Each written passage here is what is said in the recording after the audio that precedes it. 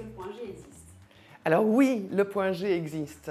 Il a été découvert en 1950 par un médecin gynécologue, le docteur Greffenberg. Alors depuis sa découverte, il y a eu une grosse polémique disant que ça n'existait pas.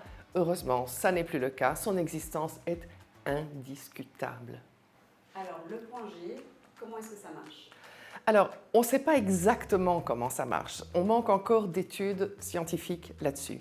Mais on sait que c'est une zone qui est reliée aux structures internes du clitoris, à la prostate féminine et peut-être même à la vessie.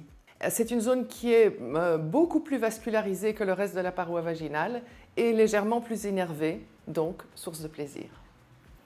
Alors le point G, il se trouve où? Alors le point G, c'est une zone qui se trouve intégrée dans la paroi vaginale, sur la face antérieure, donc côté ventre, et on le trouve assez facilement parce qu'il est situé vraiment à l'entrée du vagin, entre une et deux phalanges. Si on introduit dans son vagin ou dans le vagin de l'autre plus que deux phalanges, c'est qu'on est trop loin.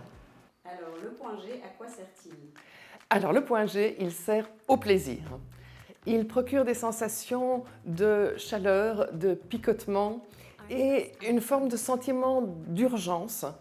En bref, il procure des sensations qui sont vraiment délicieuses et qui valent vraiment la peine d'être explorées. Est-ce que le point G existe chez l'homme? Alors oui, il existe, il s'appelle le point P. Il est intégré dans la paroi du rectum et il s'appelle le point P parce qu'il est relié à la prostate masculine. Il est source d'orgasme chez l'homme et cet orgasme est exponentiel si on le compare à l'orgasme par éjaculation. Est-ce que le point G est la clé à l'orgasme féminin? Oui et non. C'est pas automatique. En réalité, l'orgasme est toujours lié au clitoris et quand on stimule le point G, on stimule le clitoris de manière interne. En revanche, c'est la clé pour l'éjaculation féminine et comme pour les hommes, l'éjaculation est source de plaisir intense.